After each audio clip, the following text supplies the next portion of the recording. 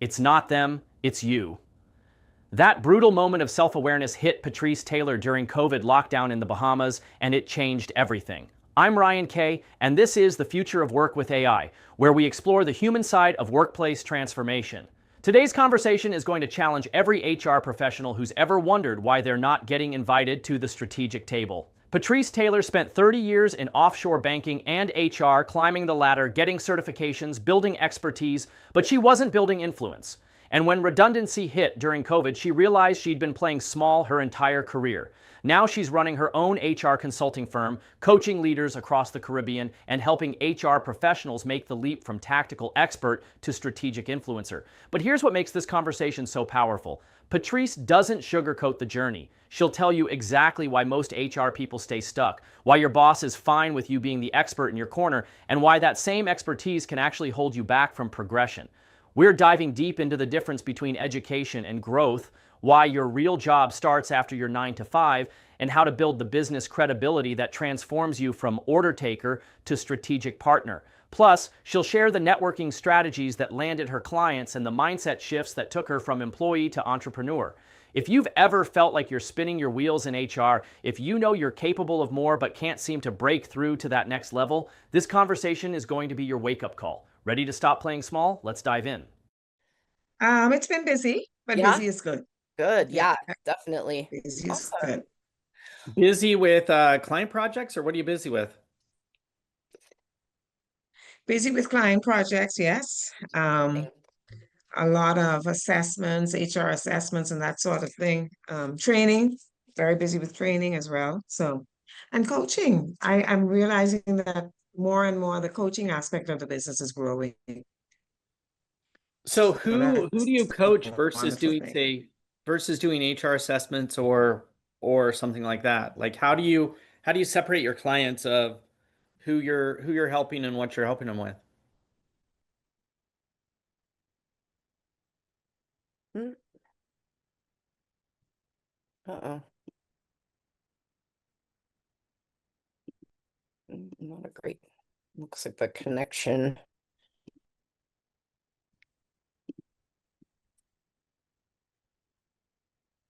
Hmm. Oh,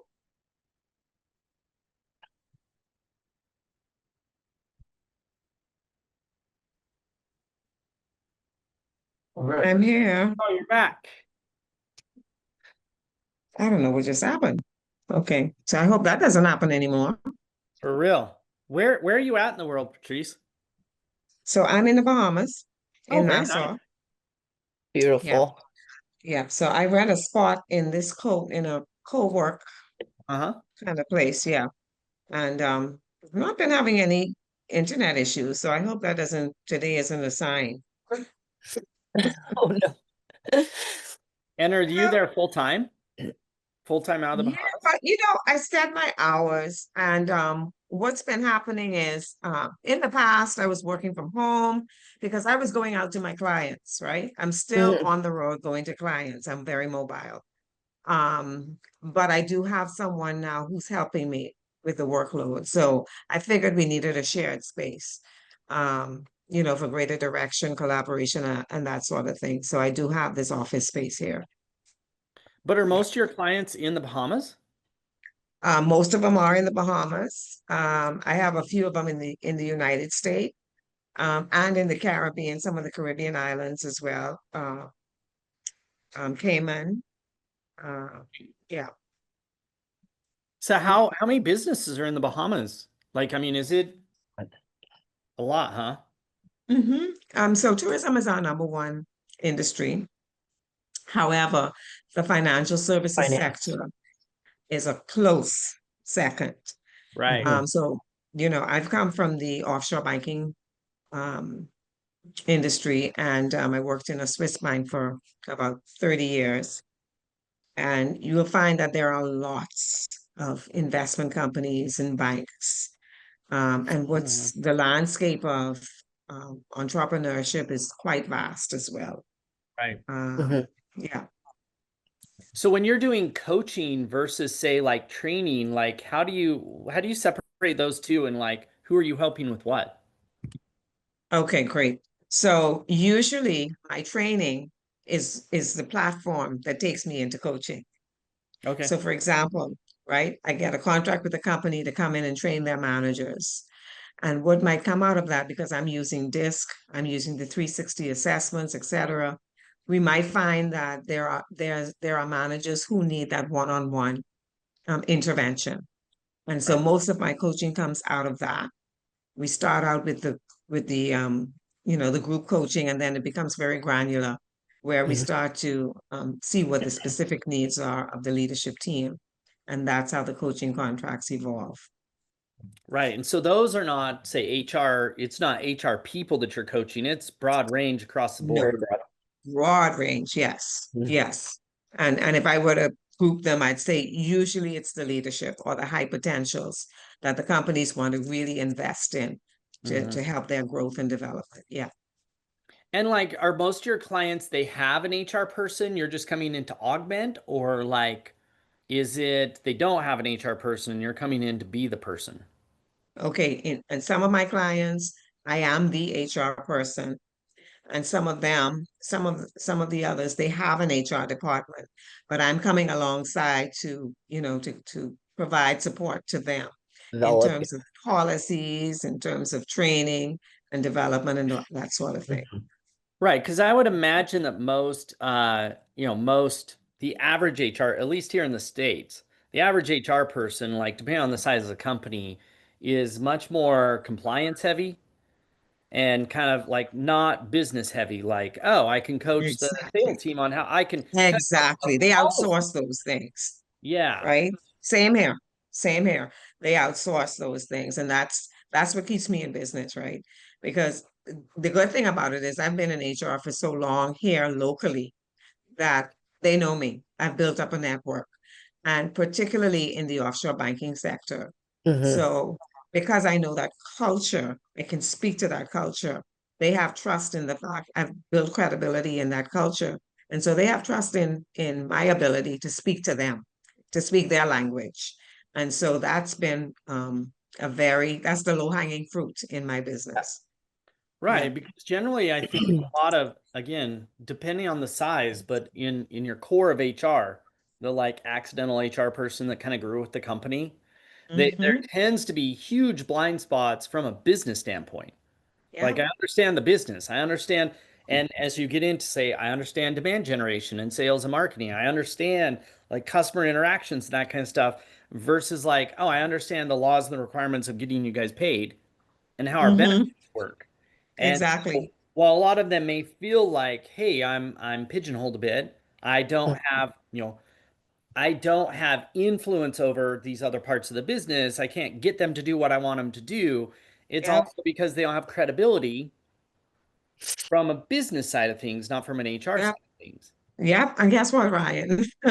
You're speaking my story. There was a point when that was me.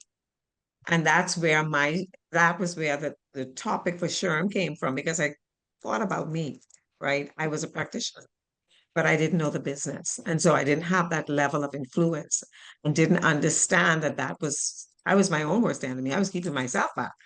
And so now I'm teaching this to HR people that, hey, it's one thing to have a title as the HR manager, HR director, but if you don't know the business, you're just that figurehead. That's exactly what you are.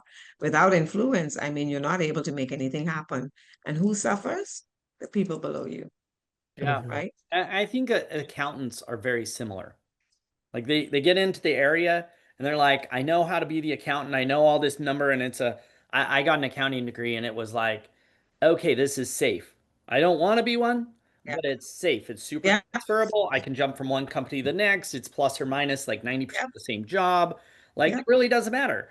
And the longer it's awesome. And I know HR is very similar, and we'll just dive right in. Like, I think that's where your starting point is like, hey, there are these fundamental administrative jobs, HR, accounting are very similar, where they're super transferable from one industry to the next, one company to the next, and you become that expert in a very zoomed in thing.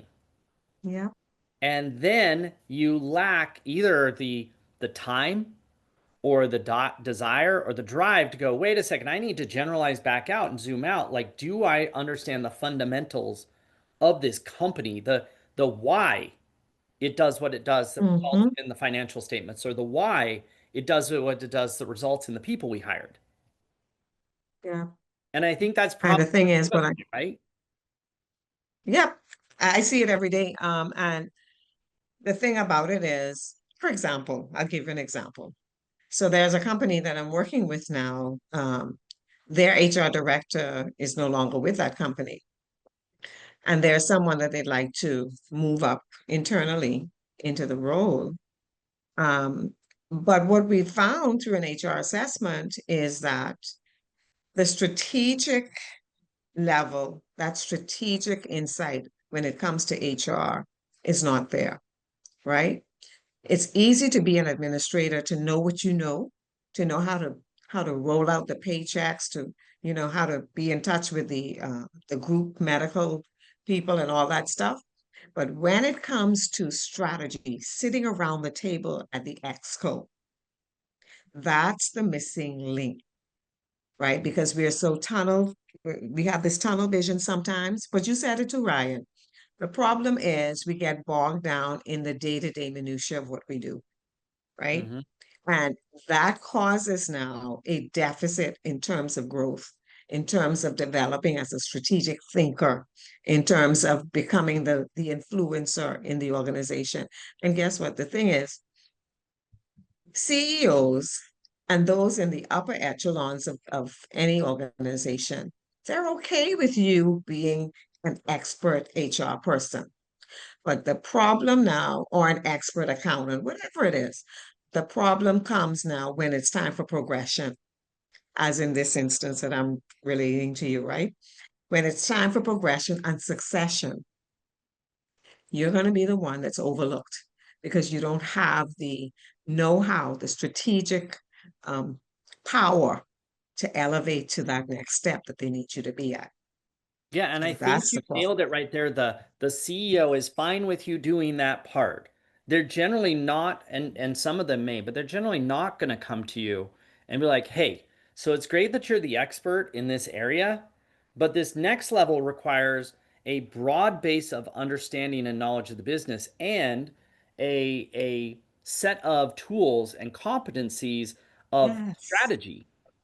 Brainstorming Mhm. and strategy and seeing around the curve of the earth and what's this going to look like in the future and bringing it back and like unpacking it. And if you don't have that, very few companies are like, hey, we need you to go and get that. They're most likely to Exactly. bring you in or hire somebody else, right? That's exactly right. That's And so that, exactly right. yeah. So how, you're going to SHRM and you're speaking about this exact thing, this kind of like, which if I can restate is like moving from like, I'm the expert in my craft to I'm a influencer, I have credibility in beyond my craft in the greater Yeah. context of what the company's doing. That's Yeah. got to be like one of the hardest progressions to make, right? It is a hard progression to make because guess what? The day-to-day has to happen. And in most cases, you don't have the team to make it happen. So you're the one at the forefront, you're the one at the rear, you're the one all around doing everything, right? You're being left out. But it takes a level of intentionality, it takes a mindset of growth, it takes vision. You must have, it takes self-awareness. Oh, I cannot go further without talking about self-awareness, right? It takes self-awareness. You have to understand where you are in order to know where you need to be, right? 100%. So you Understand. made that progression. Like, where did you get to where you're like, all right, like I got to figure out how to fill in? Because part of it is like you love the stuff you're great at. And Yeah. plenty of people out there going, hey, focus on your strengths, whatever the case may be. And that's great if you just want to be the expert HR person. Hmm. But if you want to move into that kind of strategist, like you said, self-awareness of where am I weak? Where are all these blind spots I don't have? Yeah. Where is my expertise actually holding me back from learning new stuff? Absolutely. You have to read the room. And that was my trigger. I had to read the room. When I got out of my bubble, I had to realize, hey, why am I not being invited at the table? Why are my suggestions and my initiatives not being stamped? Hmm. I have no influence. How am I going to now build influence one of the things, well, I never suffered in this area because I've always had a growth mindset. Listen, when the opportunities came for additional growth, the go into the seminars, the workshops, uh, more academic courses. Listen, because I know we had a very robust policy on that, took full advantage of that.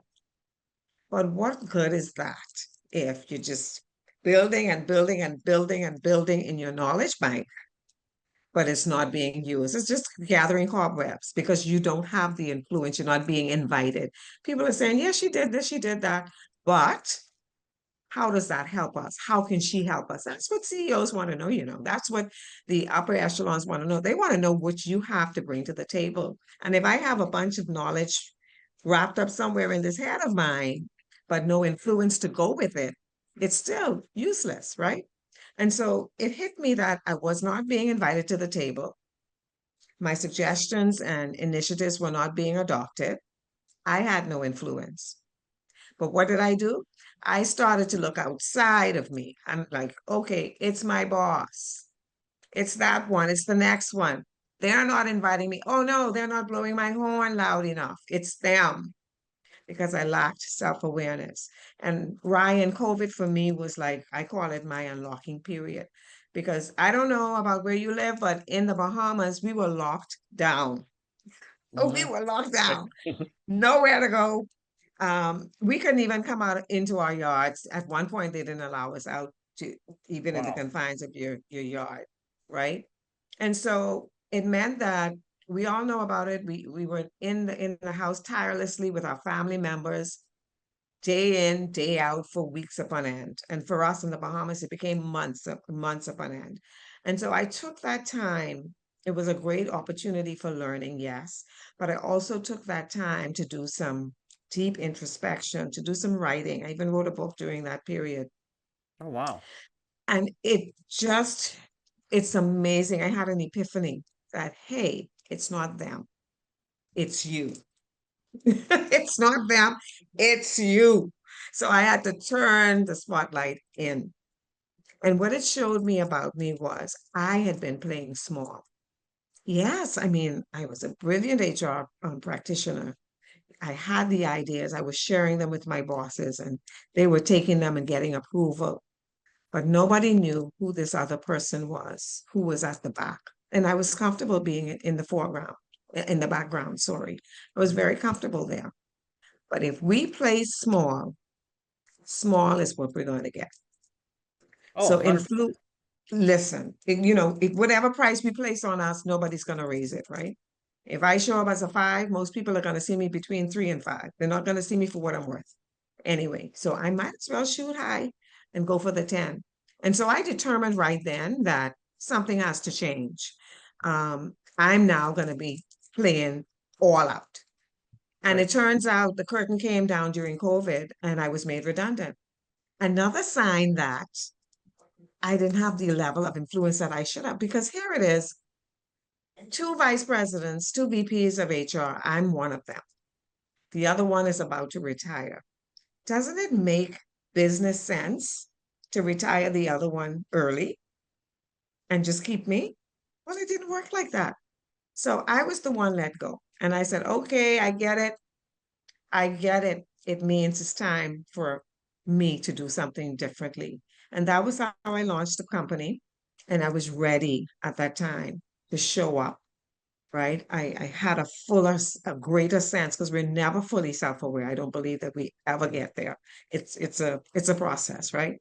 I had a greater sense of who I am, a greater sense of where I needed to do the work still, and I had that intention, that level of intentionality and commitment to do that. Well, and And I started to, I would imagine that launching that company now exposed a whole new set of like blind spots and stuff that you're going to have to learn and figure out. Because for a yeah, lot of HR consultants, they're like, I'm great at HR. And they're like, I'm going to go into HR consulting. And the next week they're like, well, where are all my clients? And you're like, oh, you forgot to realize you are now a marketing and salesperson. And yeah, it's way different than just being an HR consultant working for one company in a job. yeah. Yep. And that's where self-awareness really came in, right? Because there's nobody paying me a salary every month, right? There's nobody who's going to do the books, who's going to do the marketing. I have to do it all. Yeah. I can't afford a person to help me at the very beginning. So then I started to pull my resources, right? I have millennials in my house. Help me out with, the technical stuff that I don't know anything about. Even Zoom, I used to be terrified going on to a Zoom call, right? But what I learned was you have to do it scared, do it afraid. I joined the John Maxwell team right after that, and I realized that I needed mentorship. I needed coaching. So that was the investment that I made in myself so that I'd be equipped to serve my clients. And what I had to do, Ryan, I started out doing it for free. Um, just put myself out there to people that I knew, started doing some trainings and say, hey, let me come in and do a lunch and learn for your company. Let me do a little training for your board, doing things like that. And out of that, I started to go from free to fee. Hmm. And as I went along, I went through the process of growth and building my self-confidence, right? Putting myself out there afraid and just trusting me that, yeah, you played small. I had something to compare it to. That was then. Now, where am I headed now? And the rest is history. I think you bring up two interesting things that I think if we focus on the HR folks, right? And we're going, Mhm. look, you need to get more influence, not like expertise. I know how to do what I'm doing, but like I know how to get things done. And so you Right, go and you sit through a billion different sessions, and it's pretty easy at SHRM to go and go through all those sessions of stuff that is very HR related, and very difficult to get a session that's like, hey, I want to learn more about the banking industry. Like that's right. most likely not going to happen at SHRM. And No, that's most likely not going to get you credit. It's exactly. going to be going back to the like, I work for free.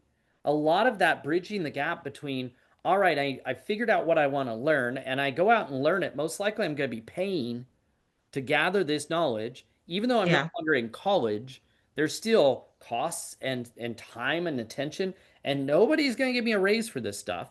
No. And then I got to take my knowledge and actually figure out how can I prove that I can apply it? Like, how can I Mhm. actually do a project that works? And guess what? Most likely, nobody's going to pay you for that one either. No. If you haven't done it, and so I think a lot of people, and it's not just an HR problem, get kind of caught in this like, chicken and egg trap of like, I want to progress to here. In order to get to there, I need knowledge and I need actually Yeah. like implementation that I've actually used it and done it and produced something both from an experience standpoint, but also from a confidence standpoint. I've done Absolutely. this and applied it.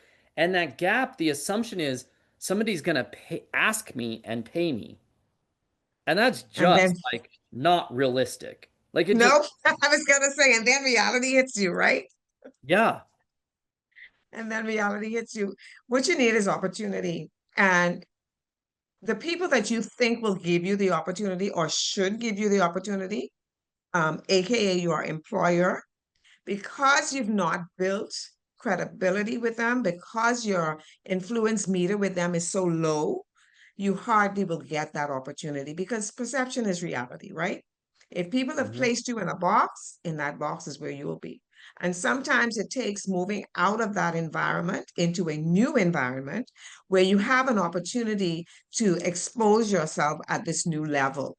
Because I'll tell you, when people feel a certain way about you, that's the way they feel. It takes a whole lot to change their viewpoints, but you have the power to do it. Now, whether it happens in that environment or in another environment, again, that power is in your hands.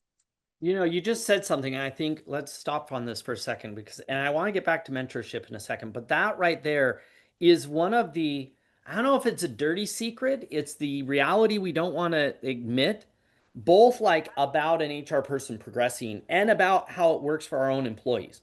Like you think about just the average employee, they get pigeonholed in a certain role. This is Yep. what they do. And if they want to progress into something other than just a step up into management. And even with management, it's like you've never managed anybody and you're like, I've been doing this job forever. I want to move and progress, but yet the chicken and Hmm. egg is there. I've never done it, so I Yeah. won't get to do it here. And there's so much resistance to it of being not just like what my resume says, but I can't even like project a new persona. And so those people leave. And as if I'm Yeah. counseling job seekers, I'm 100% telling them to leave. I'm like, look, you want to reinvent yourself? You're most likely going to have to go gain this knowledge. You're going to have to go find some projects, like we'll Yeah. call it like build your own internship, go find a nonprofit, go find a small business. Look, build it for free, build it, show it. But Yeah. most likely you're then going to have to go get a job somewhere else. Hmm. And nobody wants to hear it, Exactly. but like realistically, it's the easiest way to, it's kind of like if you want to change your personality and how you're viewed in the world, just move to a new town. And then you can Isn't become that whoever you right? want to be. But see, Ryan, the thing about that is that's not comfortable. Oh no. That takes a lot of stretching. Oh yeah. Super risky. We love Right? there's a quote on this. It's like we prefer what is it like known discomfort or known what is it known negativity compared to like known sadness compared to unknown happiness. Okay. Hate where we're at, but it's a known. And so that feels safe, just unhappy. And over here, we have happiness like, oh, I'm going to work for a company with a better culture. I'm going to work in a job that I'll love. I'm going to use these new skills that I learned and I really want to do it, but it's an unknown. I believe it'll make Exactly. me happy, but to get there requires taking a risk and getting way Yes. outside of your comfort zone. Yes. That was me. That was me for about 3 years before I went into business. Like I knew there was just something on the inside of me. I knew that my time there had expired. I knew it. And I spoke about it to my boss sometimes because we were friends as well. And I'd always say that to her. I'd be like, I know it's time, but there was always the but. Who's Hmm. gonna take care of my last son's tuition? I still have someone in school. He has to go to college, and who's gonna pay me every month? And I was listening to Les Brown just before it happened, amazingly during COVID. Les Brown said, "Listen, when you don't know when it's time to move, life will happen." And for me, redundancy was life happening, giving me the little nudge, the push, really, that I needed to get off of the ledge of safety and comfort and to take the risk. Yeah, I think that like choosing your hard and being like, yeah, yeah, I'm going to choose this. So now I can make a plan. Like Yeah. saying this is on me. And, and I think going back to like something's going to push you, or we're going to look outside and say, this is unfair. This isn't my job. I always like any excuse or any like reason has to end with like, and so I. And so it's like, Ah, wow, like making a jump from it is no joke. Everybody looks at you or me now as entrepreneurs and you own your business and everything's successful. And they're like, I want to be you. And you're like, no, no, you got to say you want to be me during this transition. That exactly. person, you gotta love that shit because that life today came because of this slog That's through like, right. cool, I don't That's know how to right. market, I guess. And so I read 3 marketing books and figured out how to market. And I don't know how to close these deals. And so I went and hired a mentor. And so I went Yes. and took 5 people lunch who've done it before and just grilled them on like, how did you decide your pricing? How did you decide Abs what to charge? How? Like just like all of these new problems Absolutely. were massive unknowns. Yeah. And I'm still there. Honestly, I'm still there because I'm in my fifth year and still I've surrounded myself with my thing is this, right, Ryan. If I'm going to spend time with people, let it be a win-win situation. Mhm. Let it be rewarding. I mean, time is so precious. And I say this to my young people all the time. I like to mentor young people. And I say to them all the time, how you use your time determines your success down the road, right? And so I have people around me that I know they've walked this journey before. And as the questions come up, I know I have a pipeline that I can go to and get the kind of resource, information, the knowledge that I need to make things happen. And so that's what this journey has shown me that, you cannot expect to do it alone. You know, you need your village, and that village has to be a very resourceful village.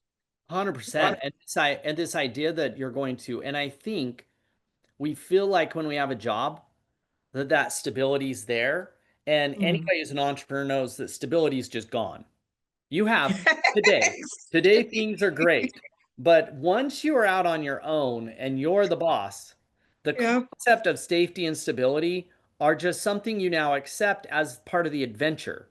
You're not absolutely. seeking it, because seeking it is like, oh, it's just never going to happen. You're just setting yourself up for disaster. You should just accept like uncertainty and like stress and like Yeah, insecurity. Now, the flip yeah. side is, I think post COVID and now in the AI world, the idea that you're secure and safe working for somebody is also not as strong as it used to be. COVID shows certainly COVID Yeah. changed that narrative. Yep. Yeah. And even in the AI front, like we go out and we pitch a lot of companies on the AI consulting side. And I like to say, look, I only want to work with companies that are growing. I want to work with companies that are not looking to replace their team. They're looking to grow, Yes. exponentially and keep their current team there and level them up. But to be Yeah, honest, most companies right now want to buy somebody who walks in and goes, we can get rid of half your team. And that's if true. employees aren't hearing that, let me just say it out loud so that they can hear it. It is much easier for an organization to buy an AI solution that comes with it, really rapid return on investment by way of getting rid of people. And it's unfortunate and it is what it is. But Yes, to not be self aware enough to say, oh, okay, like this security may not be as secure as I thought. I better start figuring out how I'm going to absolutely. level up. Yeah. So You where do you have to go, have Ben? a personal vision. Oh, yeah. Let's talk about that one. You have to have a personal vision, Mm. and it doesn't come from your manager. And it can No, include, for your organization. yeah, yeah. While it's great that maybe your personal vision, your current job, your current manager, your current organization play a part in where you're at today, but they are not going to take you Yes. where you want to go. You might stay there and get to parts of it. No. But I think that came from a little Well, the bit. thing is, Yeah, go ahead. Let's hear it. sorry, No, the thing is, though, they're more concerned about pulling you into their vision. And in some instances, they don't care that you do have a personal vision. They don't care about that. 100%. Well, I mean, not just like, and that may seem like derogatory towards them, but also like they're not paid to care. They're not Exactly. like all of us are on this journey in our own cars with our own visions going across and towards whatever we want. It is Yeah. super naive to assume that your manager wants what's best for you individually. They want what's best for you as long as it aligns with what's best for them. And what's best for them has to align with what's best for the organization and Absolutely. shareholders and all that stuff. And anybody Yeah. who's hoping to go work for an organization that's like, we care about our team even when it's against what's best for us is just naive. Like it's Yes, absolutely. like that is just utopia and that doesn't exist.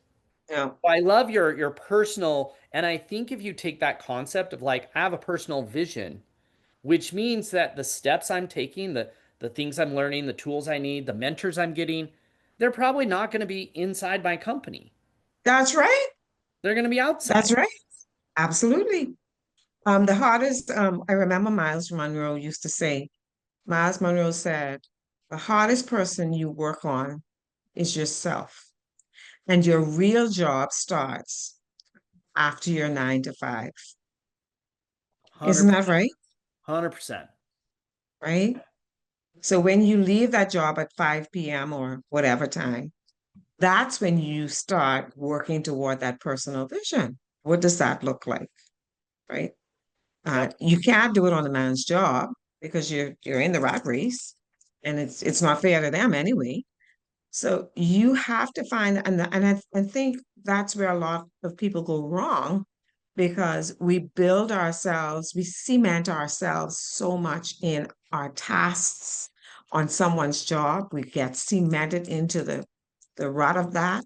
and we start to forget about ourselves. And what happens then is when things like redundancy or any sort of severance comes up, and we no longer have that job, we're looking around trying to figure out now what, right? Because 100%. life happens. Yeah. And the time to learn those skills for your next job is not when you decide you need a new job. Absolutely, right? Like, like I think there are transferable skills clearly, and AI is exposing a lot of this where it's like, oh, cool, I can learn about how to use ChatGPT and I can apply it as certain things at work, which would be cool. But I also Hmm. need to learn how to use it in things that I want to do at my next job, which most likely won't be able to be applied in my current role. And Absolutely. that job is your job, not your That's boss's right. job, not your manager. It's literally your job. And for whatever reason, we were sold this like I learn and I gain education at college. And when I'm done, it's like I graduated from learning. Now I'm working. Like it's a very Exactly. compartmentalized concept of like, no, now I'm a worker. And anything that I need to learn, my employer's going to teach me. And nobody's stopped to go, no, no, this learning thing, it's going to happen until you die. That's right. You're now just in charge of it. It's your job Absolutely. to figure out, and you're trying to learn not what you need for here, where you're at, but what's coming next. Your learning today should be for tomorrow. Right. Absolutely. There's this course that I offer for young people. It's called From Education to Growth. And the whole crux of it is understanding, transitioning from education to growth. The whole crux of it is understanding that education is something that is formalized and it's directed at you. Hmm. But your growth requires your input. You have to take responsibility for your growth so that if you go into an organization, your mindset is not that, okay, they better teach me this, they better train me. No, you're done with high school, you're done with teachers, and you're done with university and all of that. But what if you develop a mindset of growth that never stops? It's 100%. always, always, always churning, always evolving. Yeah, and I think, and clearly, like from your side as a trainer, you come into an organization and you're like, hey, I'm going to come in and train your leaders to do X, Y, and Z. I'm going to train because, there's an ROI in this. But clearly, Hmm. like what an employee is provided generally is the bare minimum threshold of knowledge needed to do this job, the bare Yeah. minimum. And so, if you want a bare minimum career, Hmm. then you can accept that that is, well, my boss, if they want it, we hear it all the time. Like, if my boss wanted me to learn ChatGPT, they would teach me. And you're like, no, your boss doesn't know how to use it. Or more Exactly. importantly, like, they're going to give you the bare minimum of Right. this knowledge. And if you want to make the maximum leap each time, well, somebody's going to have to fill that gap. Absolutely. And there's no excuse these days, Ryan. There's no excuse. I mean, you can go on anything and get get a certificate doing something, right? Just grab out your laptop at night and you can learn just about anything, right? So there's no excuse anymore. When I was growing up, there were limitations, but today there are no limitations. So what do you think holds people back then? Let's if we zoom back in on HR, like because I'm with you. There's no excuse anybody can learn for less than they spend on coffee each week. Absolutely, right? Right. For less than you spend on coffee each week, you could consume YouTube, you could feed it into ChatGPT, you could literally have it mentor you through it. That's I right. think that part is pretty easy. It's the nobody's telling me what I'm supposed to do. Yeah. This like taking the baton themselves and running with it is just not happening. Yeah, it's not happening because I think even as HR people, so let's bring it back into HR. So as HR people, and I'm gonna refer a little to this whole concept of servant leadership, right? Um, because servant leadership now takes a focus, first of all, it differentiates management from leadership. So management is, making sure that the processes are in place, people are doing what they're supposed to do according to their job description to make sure that either the vision of the team, which is of course, connected to the overarching vision of any organization, or it should be, just to make sure that that's happening, that's managing. So then comes leadership. And this is where a lot of companies and a lot of HR people miss the mark. They are focused on making sure that team leaders, team heads, etc., are managing their teams properly. Whereas HR has to learn how to balance both. Because I go into organizations all the time and I realize that they have great managers who are just great at managing processes, but they're allowed to get away with sloppy leadership or non-existent leadership skills. Why? Because the performance appraisal system doesn't hold managers accountable to lead their team. One of the things that I always try to implement when I go in to revamp an organization's and HR team's performance appraisal is to implement the balanced scorecard so that you're now holding your managers accountable, right? There are certain metrics and KPIs in place that we can use to hold them accountable for leading their people as well. And so at the end of the day, when HR doesn't have that kind of strategic, I call it, yeah, strategic vision concerning their role, not only to develop managers, but to ensure that their managers are greater leaders than they are managers, I'd like to say. You know why I say that? If you have a great leader, managing their people becomes easier. 100%. Because see, if you lead people well, if you have leadership down pat, let's say. So leading means then that I've mastered self-awareness. And I have mastery over my awareness of who I am, what my strengths are, where I still need to work, what I need to work on. And guess what? My passion, right? Because so many managers are leading from this place of ho-hum versus passion, right? So if I get that down pat, then regulating, self-regulation becomes easier. And so I know that, hey, I got to fix some things if my people are going to thrive. I need to work on me first. Motivation goes up, right?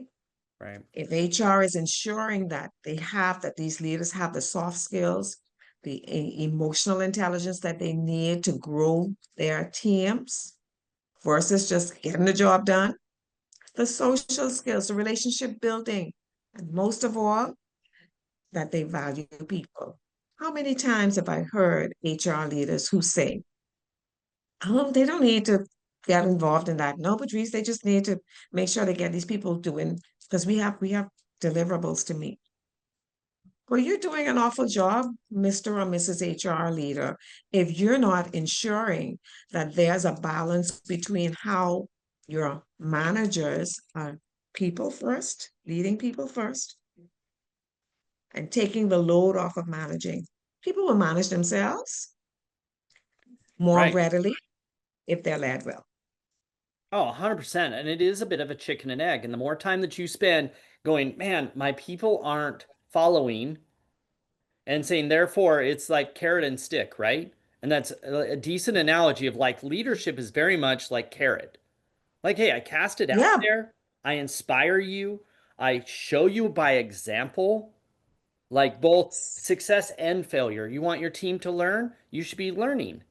Like you should that's right. show that you're creating the example of where you want them to go. Modeling, that's leadership. Modeling. Yeah. But this idea of no, like let's bring the sticks in, we can make them. Like AI, I'll come back to it each time. I have all these orgs I talked about AI, and I'm like, you guys want your team to embrace AI. Cool. So what's your vision? Do they have a vision? And more importantly, what's your usage? Have they seen you use it? No, I mean, yeah, sure. I mean, no, they actually don't believe their leaders are using the tool of the future. So now what you're telling them is, well, you're not going to be replaced by AI. You're going to be replaced by somebody who knows AI. Cool. That's a stick. That's fear. That's right. That's Fear right. with no modeling equals just like drudgery of like, well, he says or she says, I got to do this stuff, but I don't believe that they could do it either. I don't believe they're Exactly. doing it either. And it creates this like very defeatist culture of Yeah. like, we're all just Right. here doing what needs to be done to not get in trouble. And Absolutely. I would Right. assume that even like good Brian. managers know leaders, right? Yeah. Right. It's the same thing, right? The company, let's do something simple. The company sets up a fun day, a staff appreciation day. Mm-hmm. Take everybody out here, they take them out to the beach for a beach day or whatever.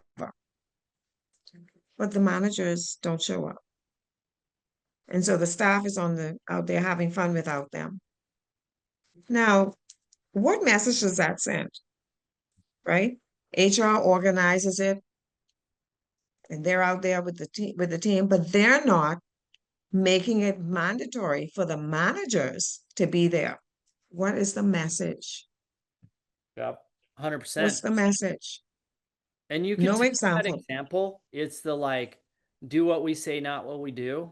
Exactly. And you could look at that on some of the return to office stuff where it's like staff's got to be back in the office, but the managers still work from home part-time. And you're like, wait a second. Employee referrals are a great one where it's like you rarely see managers posting and sharing jobs, and yet they're like, why is our team not?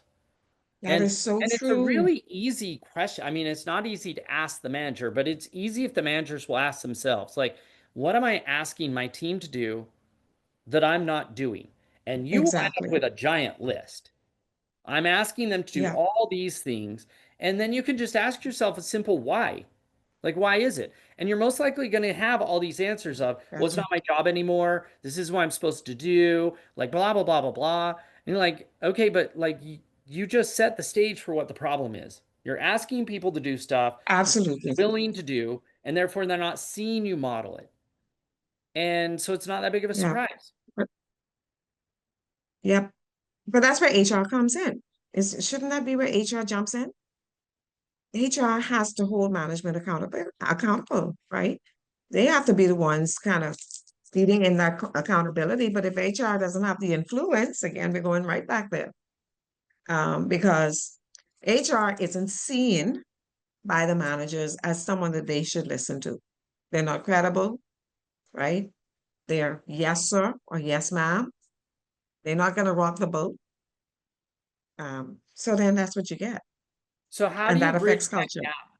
How do you bridge that gap to get that level besides like learning more about the business? How do you actually make that bridge, or how do you get managers to start identifying the areas where they should be solving? HR needs to know HR. Hmm. What do I mean by that? HR needs to know what true HR looks like, right? It means that you have to get to the point where your professional development, you take that seriously. You're developing yourself to the level where you are not just an administrator, practitioner, but you now have a strategic mindset. Even if your organization does not see HR as a strategic role, I believe, this is my humble belief, that how that mindset gets changed relies so heavily on you as the HR person. You have to be the one that asserts yourself. You have to be the one that shows them what the trends are today in terms of strategic HR, because nothing will happen until management sees HR as a strategic partner. And that's the problem in many organizations, that traditional mindset of, hey, the personnel officer, Mm-hmm. right? Still seeing HR as the personnel officer. And then in some organizations where they don't have a formal HR department, where the financial controller is just paying salaries. I see it's still happening. Oh yeah. The financial controller is paying salaries and there's no formal HR. Now, what happens in a case like that, where staff don't really feel like they have an advocate, There's nobody, no that designated HR person, no person there for them to be their sounding board. Now, organizations like that, what you find is that there's that revolving door because people don't have that level of advocacy. But how do you sensitize now the powers that be in an organization where there's not a formal HR structure? How do you sensitize them to the need? And I can think of an organization right now, I just had a conversation with a staff member. Those people are just coming to work, 100%. coming to work. And they're just coming in, doing their 9 to 5, and they're going home. And that's the danger, right? So that culture is, it stinks. It's a very toxic culture. And it's a culture of complacency. There's no growth there. And so for people that just want to, oh, I'm okay, just give me my money, let me go home, that works. But they're not going to attract a talent pool, a talent bank. There's not going to be a talent bank of people that want to grow. 100%. And I think everybody like looks for, I mean, clearly like the easiest way to solve that is leadership change. Absolutely. Like, meaning a leader wakes up one day and goes, man, we've just created a terrible environment. Yeah. What generally happens is HR looks at it and goes, man, like I have no way to change this. I can't fix it. And on some points, it's probably real. What surprises me is how long they stay. Like, so go find a place with great leadership, right? On the flip side, do you think there's a level of like some tool sets that HR could learn on how to introduce things in ways that are not, we can't do that and we shouldn't do that, that are much more consumable? For instance, like, Yeah. hey, here's a case study of a business similar to us. Here's some questions we should be asking ourselves. I think one great switch for a lot of HR to kind of level up their credibility is ask better questions.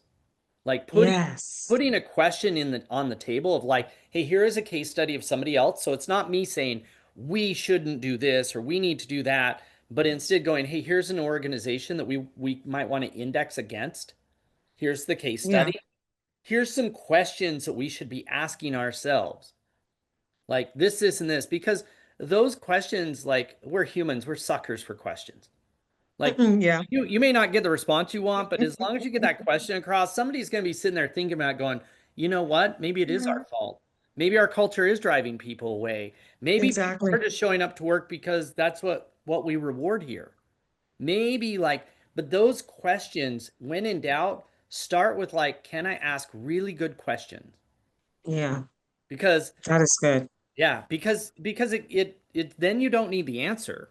Just ask the question. Ask the Absolutely. yeah. But you know, Ryan, it also what I love that. But what it also shows is that you have to be an influencer. So you have to be able to make those connections even outside of external to the organization.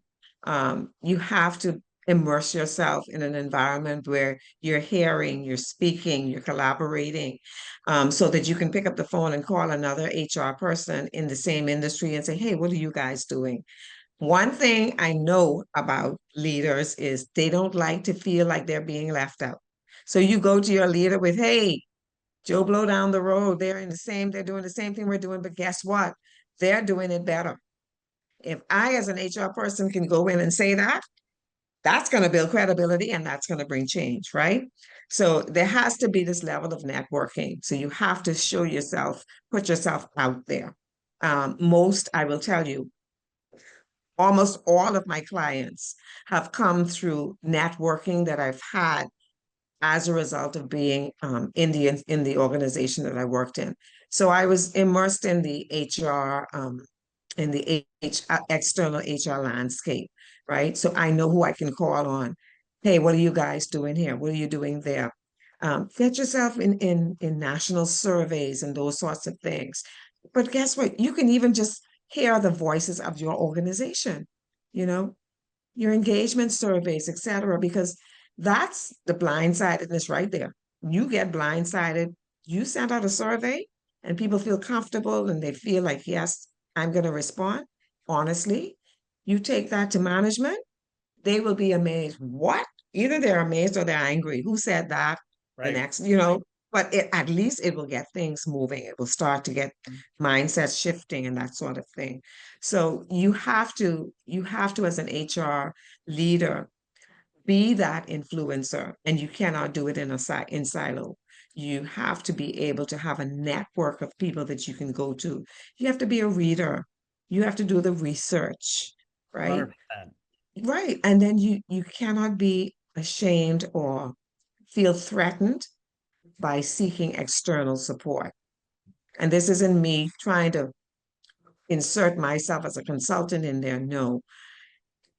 If you get an outside, sometimes people trust that external voice more than yours.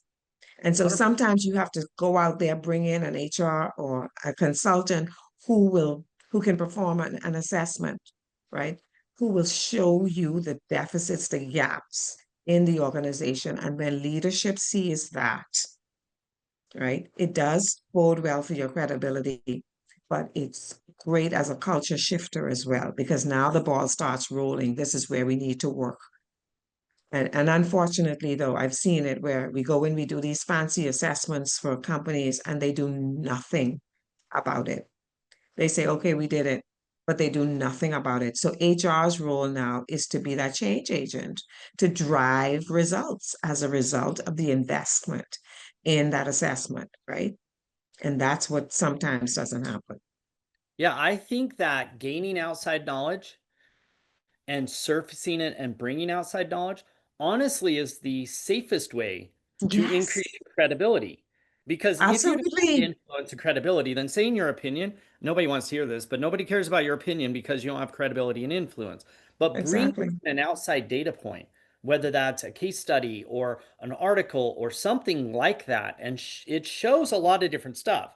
Number one, it Yeah. shows that you are outside the organization learning and growing and engaging and finding Yes. that like, oh, I found this article about a company, and then reaching out and be like, hey, can I hop on Zoom? I want to learn more about what you did and how you did it, and bringing that back. And if you feed that into ChatGPT and say, here's the resource, here's the knowledge or information, give me some introspective questions that I can throw on the table now of going, hey, I read this really great article. It talked about this organization that did X, Y, and Z. They sounded like some of their pains were like Mhm. our pains. Yeah. Here's the questions for us to figure out, do we have those same pains and what would it take to do those things? And just let people answer those questions on their own is the beginnings of a fairly low risk increase That's right. credibility, right? Absolutely. And so whether Absolutely. that is a consultant that you're like, so I went to lunch with a consultant and I said, hey, here's where we're at. What would you do? Even that, even without hiring them, is outside resource bringing in and going, here's what this consultant told me that I went to lunch with. They said we Yeah. can do X, Y, or Z. Here are the questions that we should ask ourselves to figure out whether we should head down this path or not. I'm Yeah. still not giving an opinion. I'm literally just acting as a resource gatherer and the asker of the question, Um, That's it. right? That's And it. that becomes like a beginning step to going, I'm going to elevate myself up. And the more that those resources are non HR, like industry related, business related, Yes. you're Yes. injecting in this like, hey, this came from an executive at a company we care about. Here's what they were saying. Here's the translation for us. Here's some questions we should ask. Like becomes a really easy, like, I mean, just think about how often, which is almost never, that an HR person brings that type of resource knowledge in that is outside of HR. Because you're not That going to is hear so that at true. SHRM. No, Like, exactly. like that's not where you're going to find that. Not that's not going to be included in your continuing ed that's required. No, you have to do the work. You have to do the research. But I think You it's have to kind be of really intentional. easy.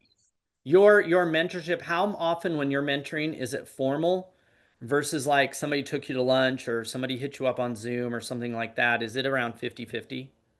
No, it's more formal. I'd Okay. say more 60-40, more Okay. formal. But Yeah, that's and because you're informal. trying to mentor people, right? Yes, Okay. Yeah. So if you're on exactly. the opposite side of it, meaning you wish you could be mentored, start with the informal, not labeling it. It's kind of like that we're not going to label this relationship yet. Like, oh yeah, hey, could we go grab lunch? I want to learn more about fill in the blank.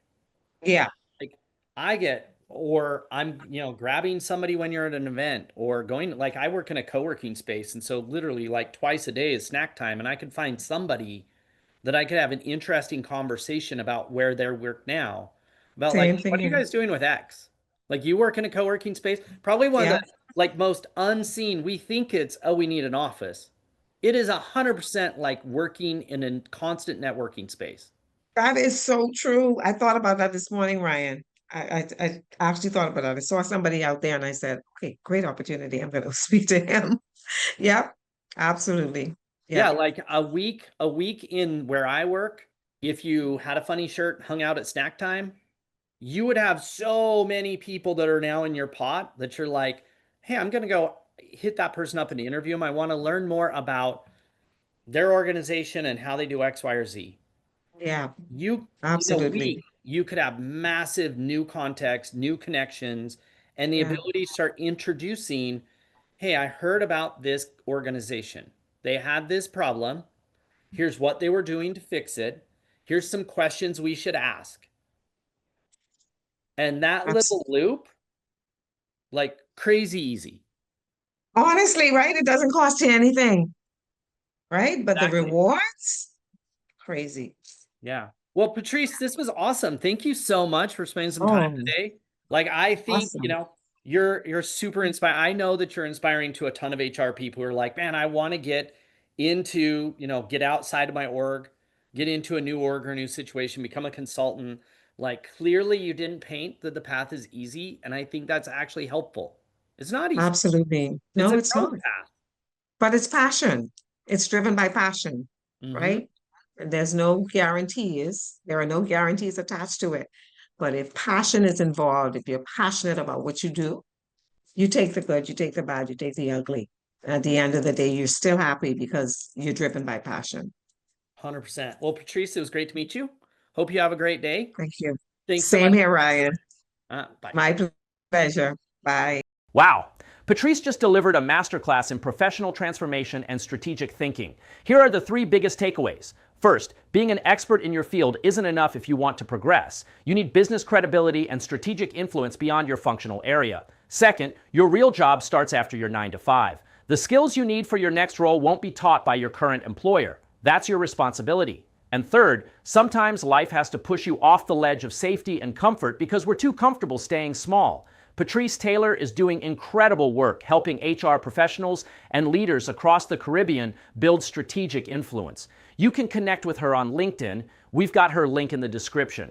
What hit me hardest was her point about redundancy being life happening, that push she needed to stop playing small. How many of us are waiting for life to push us instead of choosing our own hard? How many of us are building expertise in our corner while wondering why we're not invited to the strategic table? Patrice's journey from 30-year banking veteran to entrepreneur isn't just inspiring, it's instructive. She shows us that self-awareness isn't comfortable, that growth requires intentionality, and that influence comes from understanding the business, not just your function. If this episode made you look in the mirror and ask some tough questions about your own career trajectory, that's exactly what it should do. Hit that subscribe button and share this with someone who needs to hear Patrice's message about stepping up and stepping out.